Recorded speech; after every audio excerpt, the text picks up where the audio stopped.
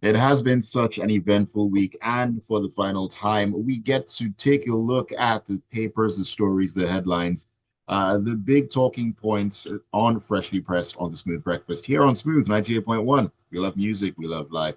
31 minutes past 7 a.m. on the 10th day of October 2025. It's 10/10/25 today, and it's a feel good Friday as well. So the weekend definitely is already upon us. It's been upon some of us since Wednesday at the minimum. So for other people, maybe Tuesday, I don't know. I would love to be in your shoes, really, really and truly. But I'm here in the studio making sure that the start of your Friday is absolutely brilliant. My name is Ayokunmi, and it's an interactive session as always. So do join us 0911 999 0981 0911 999 0981. That is the WhatsApp number. You can also join the live stream, jump on the live stream. Yes, indeed, for an audio visual, if that is what you like to get into. Smooth 981 FM Lagos. Smooth 981 FM Lagos. Alrighty, it's a Friday, so you already know I'm being joined by two amazing gentlemen, yes, out there on Zoom in the persons of Joseph Obari and, of course, AB Bozimo. AB, good morning to you. Welcome. Good morning, Ayo. Good morning, Joseph. Nice to see you where you are. And good morning to all of the wonderful listeners out there. Let's see how we can make sense of some of these stories. Oh, yes. Good morning, Joseph. How are you doing today? I'm great, Ayo. I hope you're good too. Nice to see you. Maybe Likewise. welcome to the show, and listeners, it's nice to be here with you again and your contributions as usual. And I'm pretty sure we're going to have a couple of contributions this morning, bearing in mind the stories that we have on our menu to sink our teeth into. And we shall begin that meal at the very beginning here. We're stepping into the vanguard, where there are strong indications that the presentation of the 2026 fiscal year budget by President Bola Tinubu to the National Assembly may be delayed as the Senate has insisted on receiving detailed reports on the implementation of the 2024 budget before considering new fiscal projections. AB, what exactly uh, does this mean and what is going on here?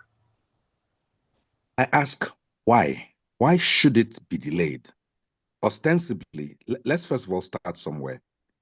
Kudos to the president. Since he entered office, he has routinely tried and succeeded in presenting the budget in a timely manner.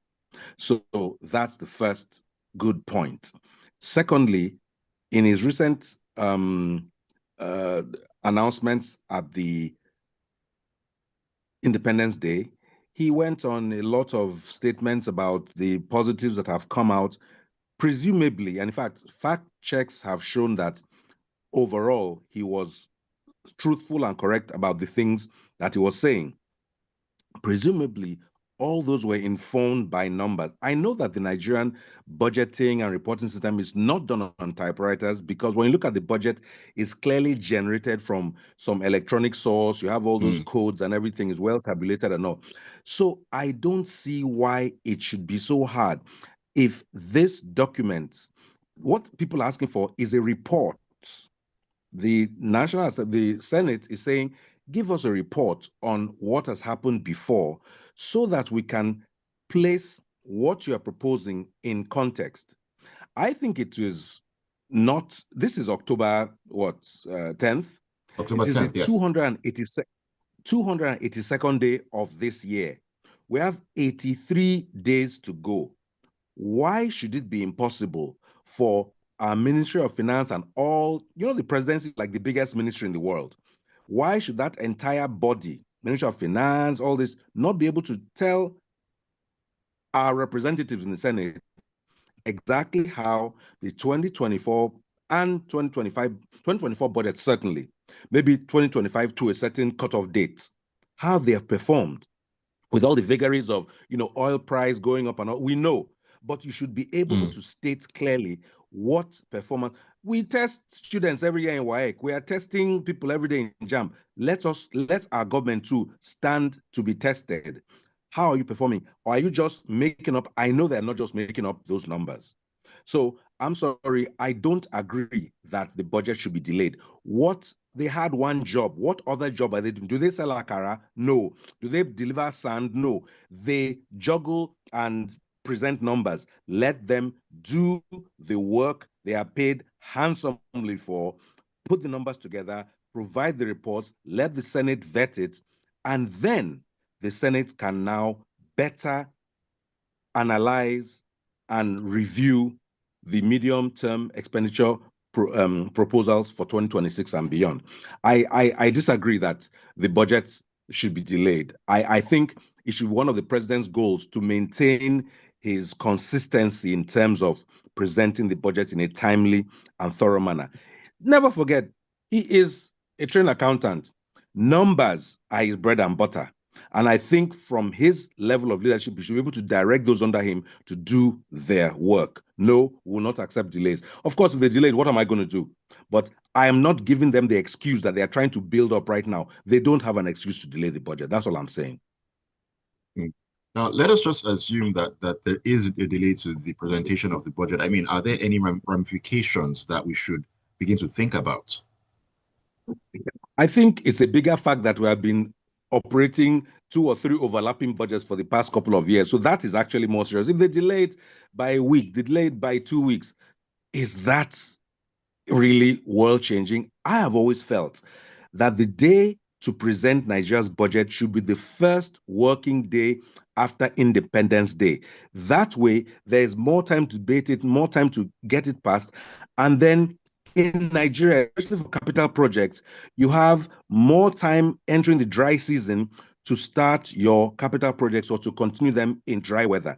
I believe we can gain 20 to 30% more budget efficiency if we time our budgeting more strategically like that. But, I think we're locked into something we may have taken from our colonialists who shut down their construction at Christmas because it's simply too cold to work then.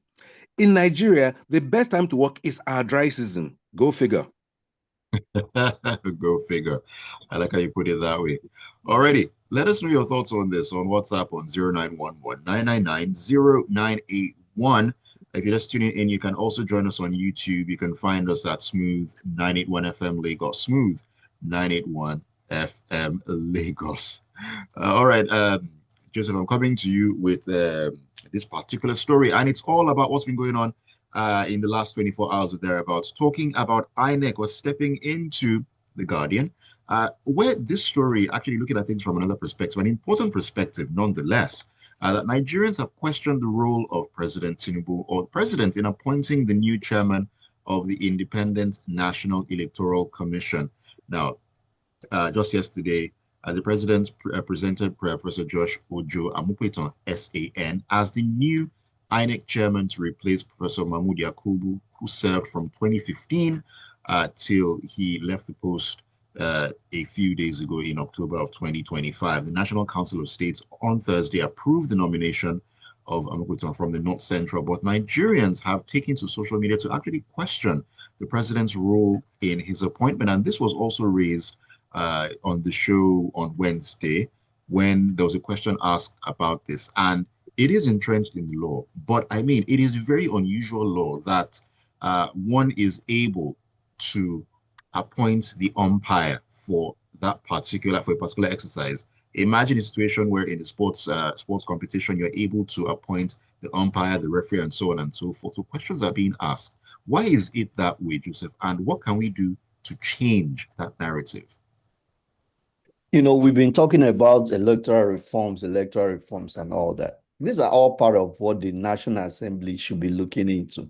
So Nigerians can ask all the questions they like and complain all they like, but the law remains what it is. The law says the president will be the one to nominate the candidate, present to the National Council of State, and in an advisory position, they would give a consent to that person. And then it goes to Senate, and Senate will have to also clear that person to operate as a chairman of INEC. That's what the law says now. So we can't complain. We can complain from now till tomorrow. It won't change anything.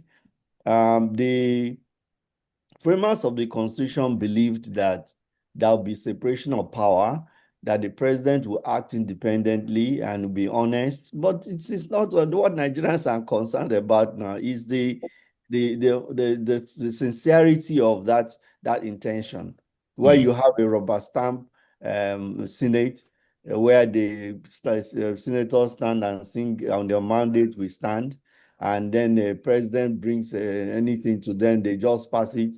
So how can you have that separation of power operating? How does it happen? And you have a political party that is in power, that is virtually annexing everything. Everybody wants to make everybody a member of his party. Then you cannot really have that result, that the intention of the framers of our Constitution to make it in this way.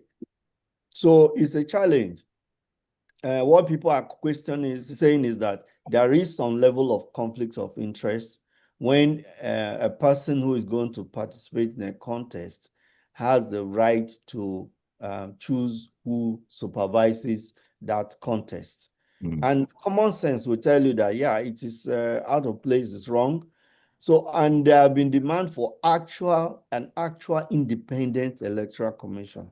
Independent in the sense that the president shouldn't be the person who is nominating the chairman of INEC. Now, the question comes, how do we want to have the chairman emerge?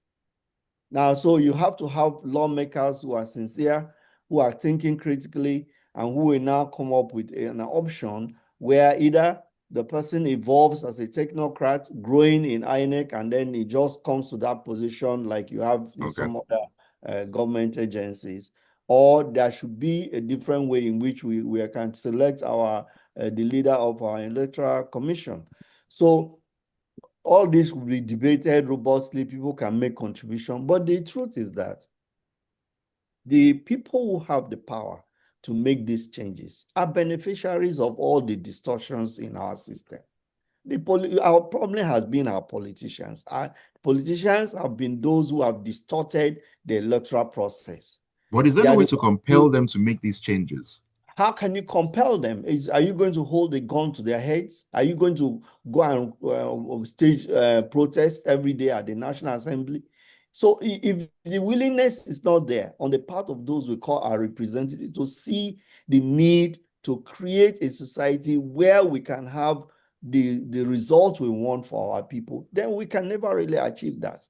So from their trajectory and their behavior and all they have been doing, there is really no hope that they sincerely want to create a system that is fair for everybody who is playing. So people have been hammering on electoral reforms, and the other day, was it last week, we discussed the recommendations made by the European Observer Mission on electoral system, and we said INEC itself listed 142 recommendations that should be made to improve the electoral system. And that is not being done. Nobody's taking it seriously. So you may complain, you may say whatever. It suits a purpose of some people that you have an electoral process that has got a lot of loopholes that they can exploit. So it is the problem, is that people are willing to exploit all the loopholes which they created, because those who made the law themselves are the ones who should have filled those holes. And okay, after making the laws and you find that there are loopholes, you should sincerely say, okay, I made mistakes, I can repeal certain part or change things. That is what Nigerians actually should be demanding. And there should be pressure groups that are putting pressure on the National Assembly to make definite changes. And one of them should be this kind of issue. Let me take a message or two on WhatsApp. I know that you all have a couple of comments on this particular issue. Ajayi Olonilua in Magodo Jerry Sherry says, good morning, Ayo, and the two fine gentlemen. Good morning to you, Ajayi. Appointment of the new INEC chairman is a constitutional imperative based on the prevailing law. However, what is urgently required is electoral reform that will guarantee credible elections. Exactly what we are talking about. Thank you, Ajay. Rexy, in Australia, good morning to you, Rexy. He says, on the budget presentation, AB was spot on and nothing to add. Then the president by law nominates the INEC chairman. He doesn't do it alone. He consults the Council of States, the National Assembly screens, and confirms. That's how we framed our law, a law that definitely needs to change. And, talking about National Assembly, you just wonder, after recent events, what exactly have they been screening left, right, and center? Anyways, AB, let me come back to your table right now. This one is in the Daily Trust, where it says the federal government lost a total of 13.5 million barrels of crude oil worth $3.3 billion to theft and pipeline sabotage between 2023 and 2024. The Nigerian Extractive Industries Transparency Initiative, that's NATI, have disclosed. The Executive Secretary of NATI, Dr. Ogbonnaya Orji, disclosed this in Lagos at the 2025 Association of Energy Correspondents of Nigeria conference in Lagos on Thursday. Now, of course, he decried the lack of transparency and accountability that has bedeviled the oil and gas industry. Talking about the need for openness, for transparency, for innovation as well. And looking at these numbers, 13.5 million barrels, $3.3 billion stolen, sabotaged, and so on and so forth. I mean, how exactly do we intend to get to where we're going if we have such huge holes in our pockets? Okay, let's, as always, try to put this in context. This is a large number, 13.5 million anythings. It's a lot of millions. So also is $3.3 billion. And as the story goes on to say, those are amounts just in 1 year that could easily have funded like a health budget or brought electricity closer to many people. But think about it also, 13.5 million barrels at roughly 2 million barrels a day is 7 days of production. I would have loved to see this number lost. First of all, if you're losing a thimble of oil, you're losing too much. So 13.5 million is unacceptable. But I'd love to know whether it has gone up, has stayed the same, or indeed gone down from years past. Because this will also give kudos to maybe the current administration's efforts to stem the loss. We can't afford to lose a cup of oil, please. I don't want us to lose even a cup. But if 13.5 or quote unquote 1 week's worth of oil production is being lost across a year, it's a lot, but it can be, let's get better. Let's start losing only 3 days and hopefully 1 day and then eventually none. He's talking about NITI is in charge of transparency, and he's talking about lack of transparency in the oil and many other industries. But we talk of oil because that is a key industry within Nigeria. We have the Minister of Petroleum, President Bola Ahmed Tinubu. Before that, we had President Muhammadu Obari. Our presidents tend to be the ministers of petroleum. If they wanted transparency, just like when a president wanted a changed national anthem, it took 1 day to do it. If a president who is a minister of oil wants transparency, it should also take about 1 day. Clearly, like Joseph said, some people thrive on chaos, inchoateness, and this lack of transparency. Those areas allow people to shove things in, put, spin stories, and let confusion reign. So we're talking about NEITI. I know many years ago, NEITI said we're losing something like either 1.5 or 15 billion or trillion dollars to gas flaring. Years ago, that is money, even more than this 3.3, that could go towards those same things. What are we doing? The National Assembly that complains every day about how there's not enough money, yet they can afford all those their perks, has not put a law in place that said, if you waste 1 piece of gas, there are laws I hear that should punish companies for wasting gas. Who is enforcing those laws? So when I hear the National Assembly doing its oversight, yeah, but are they doing oversight on what I would call low-hanging fruit? You see, that oil that's being flared in the Niger Delta, for instance, I see it on the horizon. And honestly, we're not talking about maybe packaging it and sending it to one country. If you just use that energy and generated old-fashioned steam turbines to provide electricity in those regions, would that not be improving the lives? That's not a high-tech solution. That's actually a Stone Age solution, steam-powered turbines are ancient tech. But why not do something like that rather than wasting it? And worse, adding, to the carbon problem in the atmosphere. So I think NITI boss is right. More transparency needs to be had, but maybe he's talking to the wrong people. He should talk to the president. He should talk to the Minister of Petroleum. That is where we will get results. Who is the Minister of Petroleum wants transparency, it will happen. If he doesn't want it, it will stay exactly how it's staying right now. All right, thank you for sharing those thoughts, AB. And looking at this particular story, the ironic thing is that despite these huge losses, there actually has been a decrease in oil theft. There's a report by the NUPRC that oil theft have been reduced by about 58% or thereabouts. I think the lowest losses since 2009 Impressive.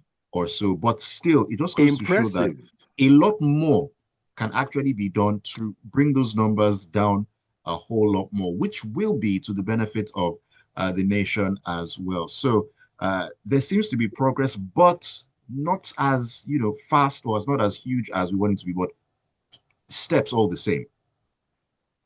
And the last thing is that even when, and kudos, that's a massive reduction. 58% is a pass. It may not be a credit or an A-level pass, but it's a good pass. Now, the issue is when that money is being saved, how is it directed? He makes a good point that you can use that money towards so-and-so budgets. The one that we have, Unko, are we using it towards those budgets? Or are we still buying Jeeps? Bulletproof and non-bulletproof for people, tinted and non-tinted, yachts and planes. So as much as I agree that this loss should not happen and the money could be better used, we should also show ourselves approved with the one we have. All right, let me take a message here before I come back to you, Joseph. We're still talking oil and gas matters on at this time. This is Leko in Lagos, who says, good morning, crew. How can there be credibility when the INEC chairman is appointed by the president? It's like Man United appointing a referee, linesman, and VAR assistant versus Chelsea. Why using Man United, Leko? You want us to get into the same trousers here? Use Barcelona, please. Don't use Man United. They cannot favor the opponent, and you ask, how can INEC be independent? Like they say, he that pays the piper dictates the tune. Also, the CGN is appointed by the president. No, the CGN is not appointed by the president. The CGN is a matter of seniority, not appointed by the president. So you need to know the difference right there. Okay, Joseph, let us still stay on this issue of oil and gas.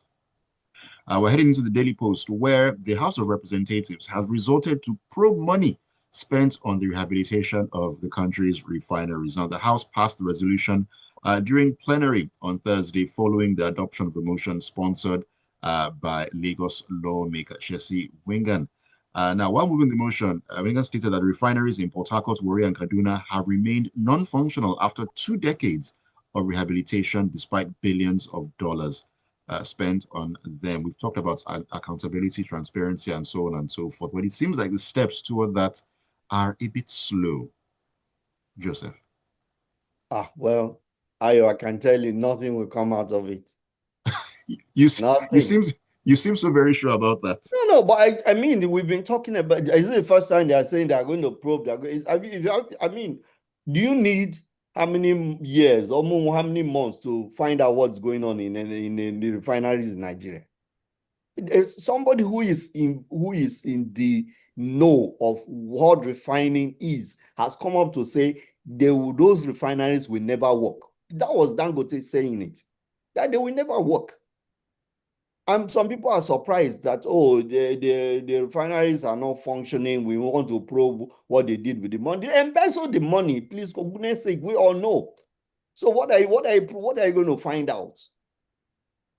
And so you're going to call Buhari to come and tell you what happened to the money they voted to for the refineries that are dead? The new group managing director of NNPC hopes to be able to get the refineries working. And we are watching, because now again, you're going to vote money for that. But I mean, didn't he also, mull over the possibility that the refineries could actually be sold? I think there needs to be a stand on what is going to be done here. who is going to buy a dead car from you, Ayo? If You'll be your car, surprised. oh, really? Okay, maybe you want to use the scrap to do something else. Otherwise, these things are obsolete refineries. And it's not as they could be called classics. yeah, Classic refineries. Vintage. museums where we can send children to go and look at and watch how a refinery looks. Maybe something like. Otherwise, we are just beating dead horses. That's what they have. The horses are dead. You're beating them to run. So the moment we begin to accept the reality that we have been scammed, the better for us. Yeah, okay, let them probe, but we're watching. I personally believe that nothing will come out of it because too many people's hands are in the jam. Whom are you going to hold and who will you not hold? So it's a challenge. Personally, I'm waiting, holding my breath and watching the House of Red members do this magic and probe and find people who took the money and what they did with it and so on. And we're watching. And then they will prosecute those people and then make them refund the money. That's what we want to see. So let's watch and see. I'm not holding my breath. I expect absolutely nothing come out of an attempt to probe the president, who is the Minister of Petroleum. So let's just give up on that thing. But I think somebody who have a very valuable source of information is Pengasan, because they were among those carrying water saying, oh, the refineries are working so fantastically just a few months ago. So Pengasan, the people who supposedly have been in this game for all the decades with all these billions, should have information on how these monies were spent, since they were very vocal in supporting these deadwood refineries. Of course, they will never come out to come and testify. All right, Ibi. It's only when it's time to block refineries you find them. Now that they refine them. Yeah. Let us rush through this particular story in the Vanguard. Hope we can squeeze it in the time we have left.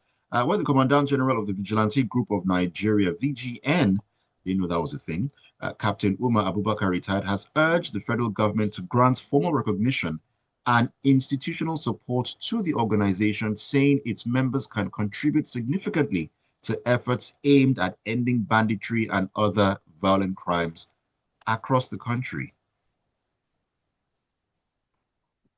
The headline says we can crush bandits if the FGN recognizes us. They should be waiting. So you have the key.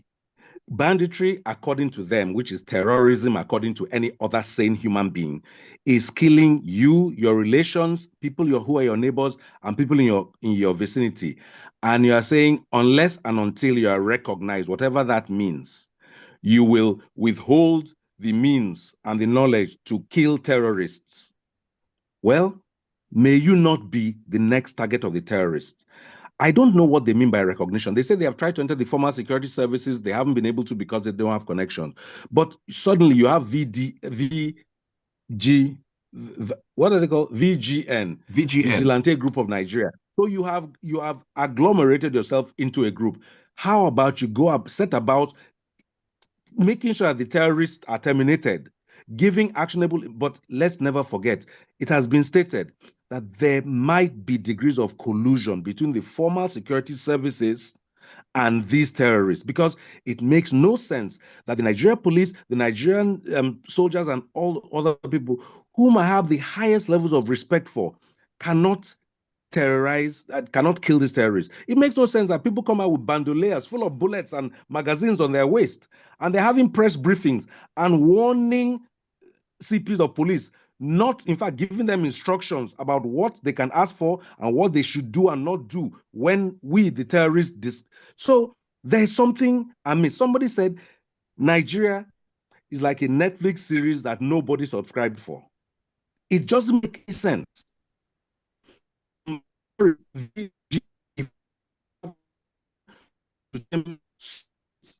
Looking, recognition can come from your actions. Other than that, I don't know what they want. Is it that they want to be paid or what?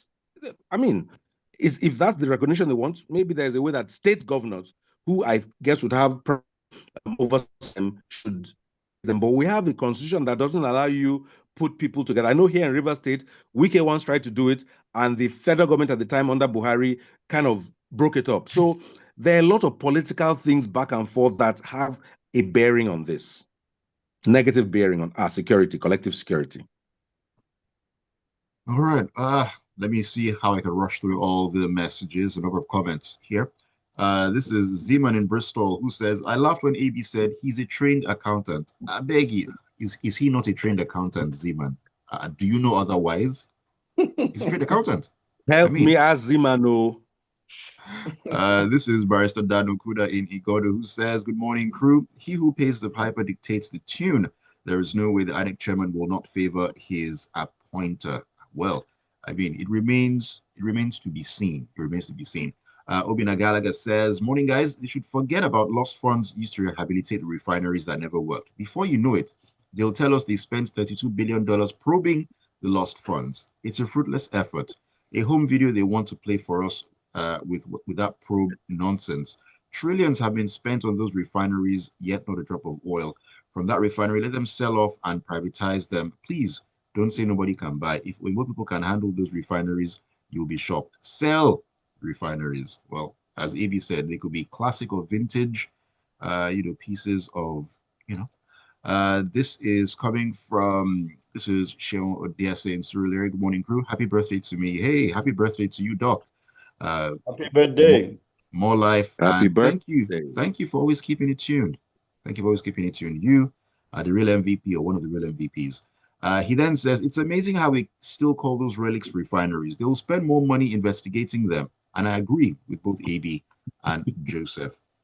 Tony in Marine Beach says, I hate to hear words like he consults the Council of States or approved by the Council of States. Proper consultation should be for the Council of State members to each suggest names of qualified persons that not only have proven to be men of integrity, but have a clear public perception in that regard, and an open televised ballot conducted on names that pop up the most. For me, the current process means convening a meeting of the Council of States to inform them of your choice of, in quotes, referee to officiate in your next match, and then passing the name to your oh yes legislators to whom he takes a bow and goes whether okay or not. This is open deception and a waste of our scarce resources, if you ask me, because it's clear the meetings are all expense paid through our Commonwealth. And Fabian INEC says, we welcome the new head of INEC and should start preparations for the election. I think the electoral system is the problem as it gives room for those on top to manipulate things. This is what needs to be considered. People should be allowed to continue registering and efforts made for others to get their PVCs way ahead of the election. The parties also need to give their own inputs and to give suggestions on the way forward. All right, I need to wrap it up there. Thank you so very much for the messages. You make it an even better discussion. Oh, YouTube, a couple of messages. David Chedu says, Amupitan academically is academically reputable, and the narrative around rebuilding trust gives him legitimacy.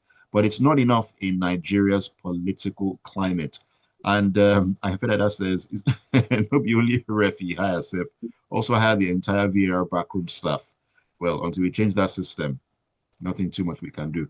All right, gentlemen, thank you all so very much, AB and Joseph. It's been a pleasure having you this morning. AB. Thank you. Let's hope that some people are listening. Let's change our budgeting date. Let it be the first working day after Independence Day so that we can maximize Nigeria's dry season. Sure, we should have Christmas off, New Year's Day, that's conventional, but let's build in the best time to construct in Nigeria. And we can get much more value much more bang for our buck, in my view. All right, Joseph. Yeah, okay. So very interesting topics, been exciting. We hope that things can change in this country, and let us continue to have our say, and let those who have ears hear us. It's been fun being here again, and I thank all the contributors for their very brilliant contributions. Thank you, and have a wonderful weekend. Have a fantastic weekend, and I hope it's going to be a restful one. And for everyone out there, let's make it a feel-good Friday to remember, really and truly. But don't go anywhere. The show definitely continues. At 8:15, it's going to be all about sports in the locker room. Super Eagles play today at 5 p.m. For those who love to hold on to hope and hold it tight, well, we'll talk about that and so much more.